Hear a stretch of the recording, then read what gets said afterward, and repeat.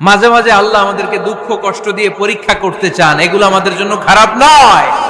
এই দুঃখ কষ্ট বিপদ আমাদের কোমরকে সোজা করে, আমাদের পায়ের মাটিকে শক্ত করে। চিল্লায় বলেন ঠিক কিনা? প্রতিকূল পরিবেশে কিভাবে বাঁচতে হয় এই দুঃখ কষ্ট আমাদেরকে শিখায়। এজন্য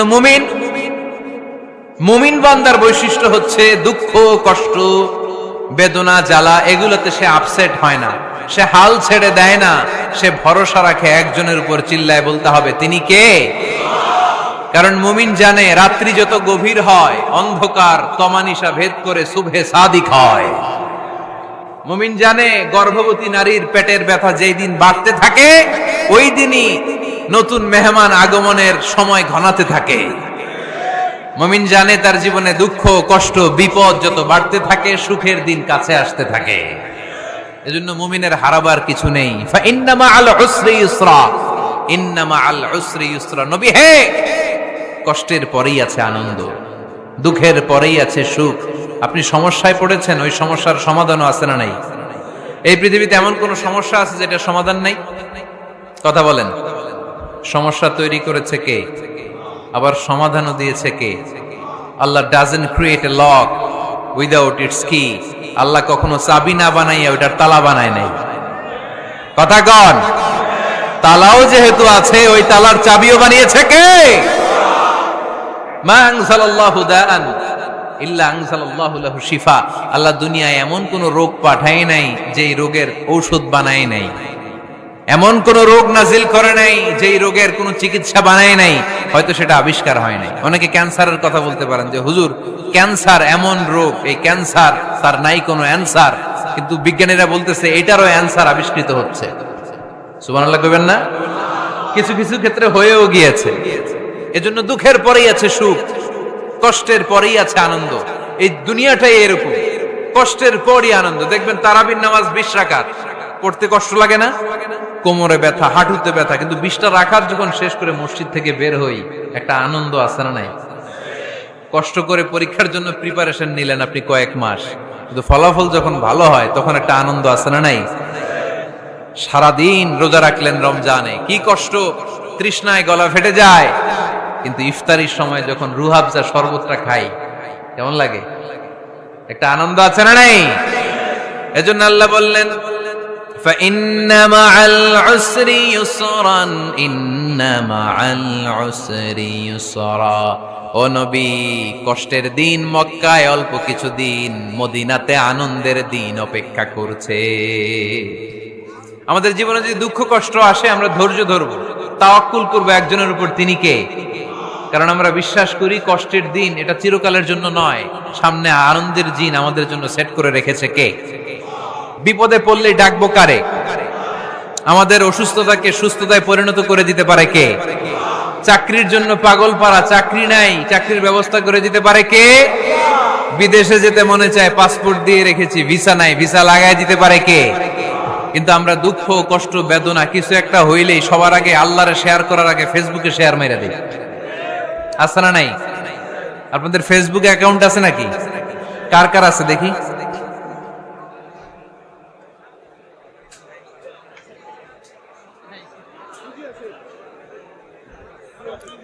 আছে আছে। এটার জন্য আমরা ভালো কাজে লাগাই, ঠিক কিনা? আপনি চাইলেই এমন ভাবে ফেসবুক ফ্রেন্ড লিস্ট করতে পারেন যারা ভালো ভালো জিনিস শেয়ার করে, যারা মোটিভেশনাল জিনিস শেয়ার করে, ইসলামের পক্ষে কথা বলে। আপনার এক একটা শেয়ারে অনেকের জীবন বেঁচে যেতে পারে, ঠিক কিনা? একজন মুমূর্ষ রোগীকে বাঁচাতে রক্তের প্রয়োজন, রক্তের গ্রুপ এ পজিটিভ। যারা রক্ত দান করতে আগ্রহী তারা এই নাম্বারে যোগাযোগ করুন। ফেসবুকে মাঝে মাঝে এরকম নিউজ আসে না নাই? আপনি just you put down in share, শেয়ারের মধ্যে একটা পুট করে দিলেন, একটু শেয়ার মেরে দিলেন, ছড়িয়ে পড়লো হাজার হাজার ফেসবুক ফ্রেন্ডদের কাছে। তাদের অনেকে ব্লাড দিতে আগ্রহী, সে তাড়াতাড়ি যেয়ে সেখানে ব্লাড ডোনেট করে আসলো। আপনার একটা শেয়ারের কারণে বেঁচে গেল অনেকগুলো প্রাণ। চিল্লা এখন ঠিক কিনা? রক্তদানের মতো শ্রেষ্ঠ ইবাদত হতে পারে? আমরা মনে করি শুধু জিকিরি ইবাদত, আমরা মনে করি শুধু নামাজি ইবাদত। রক্তদান, এক ব্যাগ রক্ত থেকে অনেক মানুষকে বাঁচানো যায়। এর মধ্যে আছে হিমোগ্লোবিন, এর মধ্যে আছে প্লাটিলেট, আছে প্লাজমা। রক্তে একটা উপাদান আছে প্লাজমা, নাম শুনছেন? আগুনে পোড়া রোগীকে বাঁচাতে এই প্লাজমা লাগে। হসপিটালের বার্ন ইউনিটে যেয়ে দেখবেন মানুষ কিভাবে চিল্লায়। নুসরাত নামে একটা মেয়ে মারা গেল না, এক বদমাইশের কবলে পড়ে মারা গেল না? তাকে আগুন জ্বালিয়ে দেয়া হয়েছিল তার গায়ে, তার প্লাজমা গুলো জ্বলে গিয়েছিল।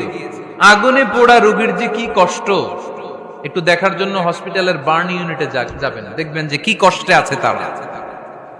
এই প্লাজমা গুলোকে অনেক সেন্টিগ্রেড তাপমাত্রা নামিয়ে ঠান্ডা করে দেহে পুশ করা হয়। আপনার এক ব্যাগ রক্ত থেকে প্লাজমা আলাদা করা হবে, প্লেটলেটস আলাদা করা হবে, হিমোগ্লোবিন আলাদা করা হবে, শ্বেতকণিকা, লোহিত কণিকা আলাদা করে অনেকগুলো মানুষ বেঁচে যাবে। এজন্য ফেসবুক থাকাটা দোষের কিছু না, তবে ভালো কাজে আমরা ব্যবহার করব, ঠিক কিনা? আপনার ফেসবুক শেয়ারিং আপনার জান্নাতি বানাতে পারে, আর আপনার ফেসবুক শেয়ারিং আপনার জাহান্নামের লাকড়ি বানাতে পারে। চিল্লায় বলেন ঠিক কিনা? So the decision is yours. সিদ্ধান্ত আপনাকে নিতে হবে, আপনি কিভাবে করবেন। যে কোনো বিপদে ওয়া ইলা রাব্বিকা ফারগাব, কোন দিকে মনোনিবেশ না করে কার দিকে মনোনিবেশ করব? যে কোনো বিপদ আপদ ফেসবুকে শেয়ার করার আগে শেয়ার করব কার কাছে?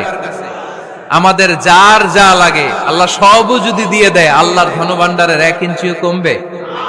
হাদিসে কুদসিতে আল্লাহ বললেন, লাউ আন্না আউওয়ালাকুম ওয়া আখিরাকুম ওয়া ইনসাকুম ওয়া জিন্নাকুম, পৃথিবীর সব জিন, পৃথিবীর সব মানুষ বিশাল মরুভূমিতে দাঁড়িয়ে যদি আমার কাছে চাইতে শুরু করে, আল্লাহ এটা দাও, ওটা দাও, ওটা দাও, আমি আল্লাহ তোমাদের সব চাহিদাও যদি মিটিয়ে দেই, আমি আল্লাহর ধনভাণ্ডারের 1 ইঞ্চিও কমবে না। এজন্য চাইবো কার কাছে? বিপদে আপদে ভরসা করব কার কাছে? আর অবসরগুলোকে কাজে লাগানোর দরকার আছে না নাই? স্বাবলম্বী হওয়ার চেষ্টা করার দরকার আছে না নাই? ফা ইন্নামা আল উসরি ইউসরা, ইন্নামা আল উসরি ইউসরা। নবী হে, কষ্টের পরেই আছে সুখ, দুঃখের পরেই আছে আনন্দ। সব সময় মানুষের সময় একরকম কাটে না। এজন্য আমরা তাওয়াক্কুল করতে চাই একজনের উপর, তিনি কে? বিশ্বনবী বলেন, লিকুল্লি নবিয়্যিন দাওয়া মুস্তাজাবা। এই দুনিয়াতে সব নবীদের একটা করে মুস্তাজাবুদ দাওয়া আছে। আল্লাহ বলেছে, ও নবী, একটা করে স্পেশাল দোয়া করার সুযোগ পাবা, দোয়াটা করা মাত্রই কবুল করে নেব। বিশ্বনবী বললেন, এই পৃথিবীর বুকে যত নবী রাসূল দুনিয়ায় এসেছে, সব নবীরা তাদের স্পেশাল দোয়া দুনিয়ায় করে ফেলেছে, ইল্লা আনা, কিন্তু আমি করি নাই। বিশ্বনবী বললেন, ওয়া ইন্নী আখতাবিউ দাওয়াতি শাফাআতান লিউম্মতি ইয়াউমাল কিয়ামাহ। আমি আমার স্পেশাল দোয়াটা করি নাই, আমার স্পেশাল দোয়াটা আমি আমার গুনাহগার উম্মতকে বাঁচানোর জন্য কিয়ামত পর্যন্ত রেখে দিয়েছি। আমরা যেদিন বিপদে পড়ে যাব, যেদিন আমার আব্বা আমারে চিনবে না, আমি আমার আব্বারে চিনব না, নেতা তার কর্মীরে চিনবে না, কর্মী নেতারে চিনবে না, ঠিক কিনা? পীর সাহেব মুরিদরে চিনবে না, মুরিদ পীর সাহেবরে চিনবে না, স্বামী তার স্ত্রীরে চিনবে না, স্ত্রী তার স্বামীরে চিনবে না। নবী থেকে শুরু করে, ওলি থেকে শুরু করে, শহীদ থেকে শুরু করে সবার মুখে একটাই জিকির, ইয়া নাফসি ইয়া নাফসি ইয়া নাফসি। আকাশের সূর্যটা যেদিন মাথার কাছে চলে আসবে, জমিনটা তামার জমিন হয়ে যাবে, সূর্যের তাপে মাথার মগজগুলো ভাতের মাড়ের মতো গলে গলে নাকের ছিদ্র কানের ছিদ্র দিয়ে টপ টপ করে বেয়ে বেয়ে নিচে পড়বে। ওই কঠিন দিনে কেউ কাউরে চিনবে না। বিষ্ণু বললেন, ওই দোয়াটা আমি দুনিয়ায় করি নাই, আমি বদরের যুদ্ধে মার খেয়েছি, উহুদের যুদ্ধে দাঁত ভেঙেছি, আমি না খেয়ে পেটে পাথর বেঁধেছি। আমি যদি ওই দিন দোয়া করতাম, আল্লাহ দোয়া কবুল করে নিত, জান্নাতি খাবার দিয়ে দিত, আমার মায়ের খাওয়া লাগতো না, তায়েফে আমার রক্ত ঝরতো না, দোয়া করলেই কবুল। কিন্তু ওই দোয়াটা আমি দুনিয়ায় করি নাই, ওই দোয়াটা আমার জন্য, আপনার জন্য, আমাদের জন্য বিশ্বনবী জমা রেখে দিয়েছে। এজন্য বিশ্বনবীর চিন্তা আর আমাদের চিন্তা এক চিন্তা না, বিশ্বনবীর পুরা উম্মতের চিন্তা। কিয়ামত পর্যন্ত যত মানুষ আসবে সবাই আমার উম্মত, না জানি তাদের নসিবে কি হয়ে যায়। এই চিন্তার বোঝা বিশ্বনবীকে কাবু করে ফেলেছিল। আল্লাহ বললেন, নবী, নো টেনশন, কোনো টেনশন নাই, আপনার এই চিন্তার বোঝাকে আপনার পিঠ থেকে আমি আল্লাহ নিজ দায়িত্বে সরিয়ে নিলাম। এজন্য আল্লাহ বললেন, আলাম নাশরাহ লাকা সাদরাকা ওয়া ওয়াদা'না আনকা বিজরাক আল্লাযী আনকাযা যাহরাক। যেই চিন্তার বোঝা আপনাকে কষ্ট দেয়, যেই চিন্তার বোঝা আপনারে পেরেশান করে তোলে, আপনার পিঠ থেকে ওই চিন্তার বোঝা নবী আমি সরিয়ে নিলাম। কি দিয়ে সরিয়ে নিল? কোরআনের আলো দিয়ে। আওয়াজ করে বলতে হবে, কি দিয়ে? বিশ্বনবী মক্কায় দেখতেন মূর্তির পূজা হয়, আল্লাহর ঘরের ভিতরে 360টা মূর্তির পূজা। বিশ্বনবী দেখতে পেলেন দুর্বলের উপরে সবলের অত্যাচার। বিশ্বনবী দেখতে পেলেন নারীদেরকে অত্যাচার করা হয়। কন্যা সন্তান হলে বাবা তার মেয়েটাকে নিয়ে জঙ্গলের ভেতরে ঢুকে কিংবা মরুভূমির ভেতরে যে জীবিত দাফন করে দেয়। ওয়াইদাল মাউউদাতু সুইলাত ওয়াদুল বানাত। বিশ্বনবী এগুলো দেখতেন চারপাশে। দেখে এই পথহারা জাতিকে কিভাবে উদ্ধার করবেন, কি দিয়ে উদ্ধার করা যায়, এই টেনশনে বিশ্বনবীর পিঠ বাঁকা হয়ে গিয়েছিল। উপমা বাঁকা হয়ে গিয়েছিল। বিশ্বনবী সব সময় পেরেশান থাকতেন।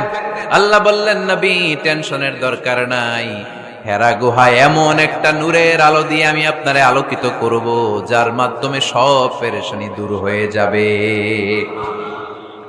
ألم نشرح لك صدرك ووضعنا عنك وزرك الذي أنقض ظهرك। আপনাকে পেরেশান বানিয়ে দেয় এরকম সব চিন্তার বোঝা আমি আল্লাহ সরিয়ে নিলাম। সুবহানাল্লাহ। আল্লাহ আমাদের সবাইকে কথাগুলো বুঝার ও আমল করার তৌফিক দান করুক। আমরা পড়ি আমিন।